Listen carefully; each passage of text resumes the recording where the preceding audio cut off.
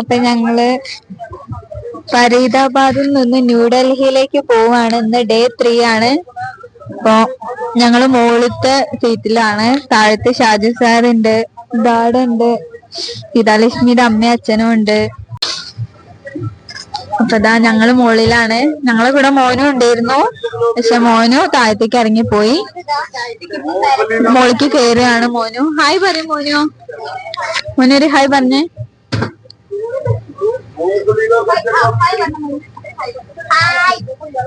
Okay, അപ്പൊ നമുക്ക് mic Shaji സാറിന് ഹാൻഡ് ഓവർ ചെയ്യാം. ഷാജി സാറിന് പറയാനുള്ളത് കേൾക്കാം. നമ്മളിപ്പോ നിസാമുദ്ദീനിൽ നിന്ന് മമ്മൂട്ടിയുടെ ന്യൂഡൽഹിയിലേക്ക് പോയിക്കൊണ്ടിരിക്കുകയാണ്. അപ്പൊ നമുക്ക് ന്യൂഡൽഹി ചെന്നിട്ട് കാണാം. ഓക്കെ, എല്ലാവരും ഷെയർ ചെയ്തോട്ടാ.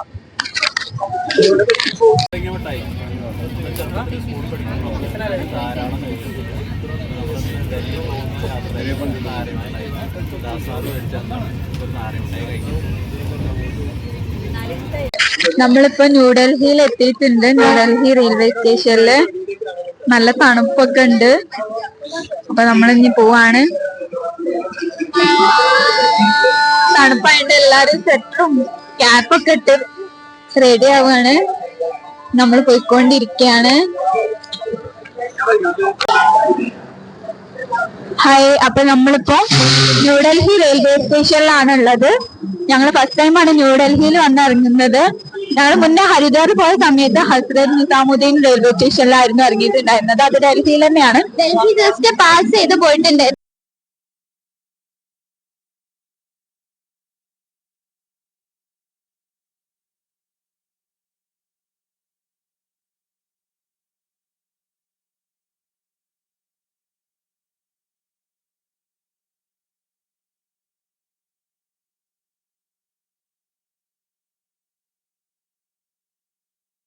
നമ്മളിപ്പോ ന്യൂഡൽഹി സ്ട്രീറ്റിലാണ് നിൽക്കുന്നത്. ഇനി ഇവിടുന്ന് നമുക്ക് ഫുഡ് കഴിക്കാൻ പോകണം. ഇവിടെ നല്ല തണുപ്പാണ് ഇപ്പൊ. ഷാജി സർ, ന്യൂഡൽഹിയിൽ ഞാൻ ആദ്യമായിട്ട് വരിക കേട്ടോ. ഞാൻ ഡൽഹിയിൽ വന്നിട്ടുണ്ട്, പക്ഷെ ന്യൂഡൽഹിയിൽ ആദ്യമായിട്ട് വരിക. ഇവിടെ എന്ന് പറഞ്ഞു കഴിഞ്ഞാൽ നമ്മള് ഭയങ്കര തിരക്ക് പിടിച്ചൊരു തെരുവ് പോലെ തന്നെയാണ്. എന്ന് വെച്ച് കഴിഞ്ഞാൽ നമ്മളവിടുത്തെ മാതിരിയല്ല, ഭയങ്കര തിരക്കാണ്. നമ്മള് സൂക്ഷിക്കണം എന്നൊക്കെ പറയാം. കാരണം ഭാഷ അറിയാണ്ട് വന്നിട്ട് ഒരു കാര്യമില്ല.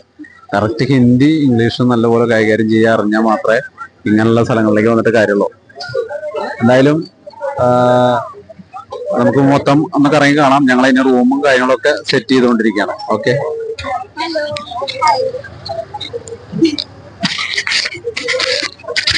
സൈക്കിൾ റിക്ഷ നോർത്ത് ഇന്ത്യയിൽ മാത്രം കണ്ടുവരുന്ന ഒരു വെഹിക്കിൾ ആണത്. And it's very cold outside. സ്വെറ്ററൊന്നുമില്ലാതെ നടക്കാൻ പറ്റില്ല, പക്ഷെ ഞങ്ങളൊക്കെ നടക്കുന്നുണ്ട് സ്വെറ്ററില്ലാതെ. ഹായ്, നല്ല തണുപ്പുണ്ട്. സ്വെറ്ററില്ലാതെ നടക്കാൻ പറ്റാത്തൊരവസ്ഥ. ചുണ്ടൊക്കെ നല്ല ഡ്രൈ ആയി. നല്ല ഡ്രൈ ആയി. ലിബാം ഇടാതെ ഇവിടെ ജീവിക്കാൻ പറ്റില്ല. അതെ, ലിബാം ഇടാതെ ഇവിടെ ജീവിക്കാൻ പറ്റില്ല. നല്ല തണുപ്പാണ്. ഇപ്പൊ ഈ ഒരു ഡിസംബർ വിന്റർ സീസൺ ആയതുകൊണ്ട് നല്ല തണുപ്പുണ്ട് അല്ലേ? നല്ല തണുപ്പുണ്ട്.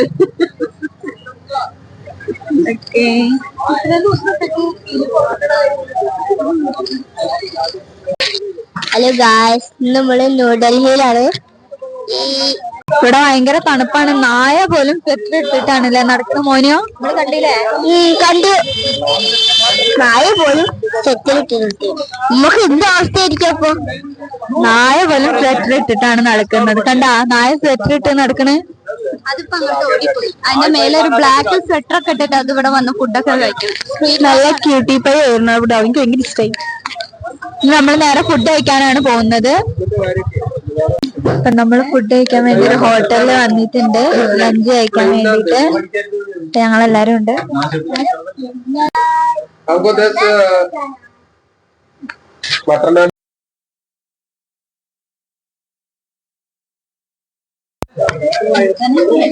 പറഞ്ഞോളി.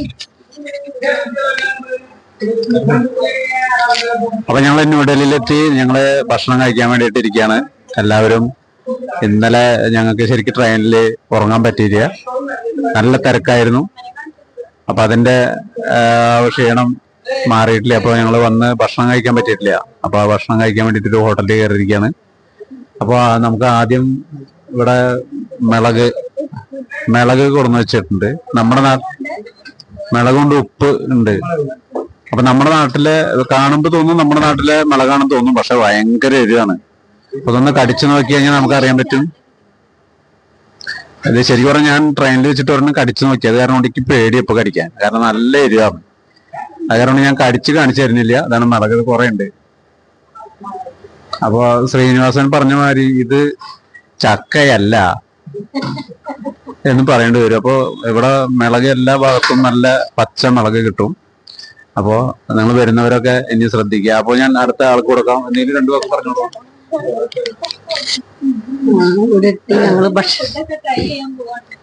ഞങ്ങള് ഭക്ഷണം കഴിക്കാൻ പോവുകയാണ്.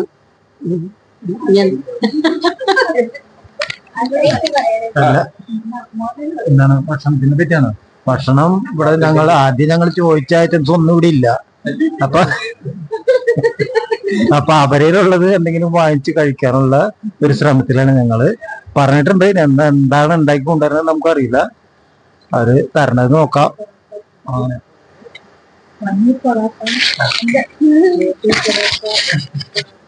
നമ്മള് പൊറാട്ടയും പനീറും കഴിക്കാൻ പോവാണ്. അതാണ് ഓർഡർ ചെയ്തത്. അതിന്റെ എഫക്ട് നമുക്ക് നാളെ രാത്രി അല്ലെങ്കിൽ ഇന്ന് രാത്രി കാണുന്നതായിരിക്കും. ഇന്ന് നമുക്ക് ഫുഡ് വരുമ്പോ ഫുഡ് കാണിക്കാം.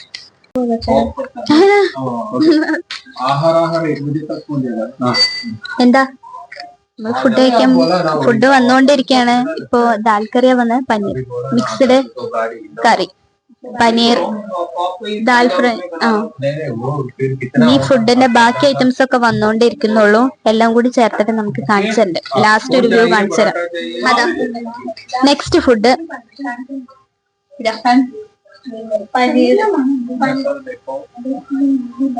ഇതാടെ ഈ ഡിഷിന്റെ നെയിം എന്തായിരുന്നു? പനീർ ബുർജി. ഇത് ദാൽ ഫ്രൈ. ഓക്കെ, ഇനി നമുക്ക് നമ്മുടെ പൊറോട്ടയും കൂടി വരാനുണ്ട്. അതും കൂടി വന്നിട്ട് കഴിക്കാൻ തുടങ്ങാം. നമ്മളിവിടെ എത്തിയിരിക്കുന്നത് എന്താണെന്ന് വെച്ചാല് നമ്മുടെ ഭാരതീയ സംസ്കൃതിയുടെ ഒരു വലിയൊരു പ്രോഗ്രാമായിട്ടാണ് ഞങ്ങൾ വന്നിരിക്കുന്നത്. അപ്പോൾ നമ്മുടെ കേരളത്തിൽ നിന്ന് ആണ് ഞങ്ങൾ എല്ലാവരും എത്തിയിരിക്കുന്നത്. എല്ലാവരും മലയാളീസ് ആണെന്ന് അറിയാലോ, പ്രത്യേകിച്ച് പറയേണ്ട ആവശ്യമില്ല. നമുക്കിവിടെ വന്നിട്ടുള്ളൊരു ദോസ്താണത്. അദ്ദേഹം നമുക്ക് വേണ്ടിയിട്ട് ഇവിടെ റൂമൊക്കെ സെറ്റ് ചെയ്ത് തരാൻ വേണ്ടിയിട്ട് ഇപ്പോൾ ഈ ഹോട്ടലൊക്കെ ആളാണ് കാണിച്ചു തന്നത്. അപ്പോൾ നമ്മൾ കേരളത്തിൽ നിന്ന് ശരിക്കും ഇവിടെ നമ്മുടെ കേരള തനിമയായിട്ടുള്ള ഒരു കലാരൂപവുമായിട്ട് എത്തിയിരിക്കുന്നത് നമ്മുടെ സീതാലക്ഷ്മിയാണ്. സീതാലക്ഷ്മി ഒരു ഹൈ. നമ്മുടെ മോഹിനിയാട്ടം ആയിട്ടാണ് വന്നിരിക്കുന്നത് സീതാലക്ഷ്മി. നമ്മുടെ മോഹിനിയാട്ടം, അതുപോലെ തന്നെ നമ്മുടെ ഗുരുവായൂർ ജ്യോതിദാസ്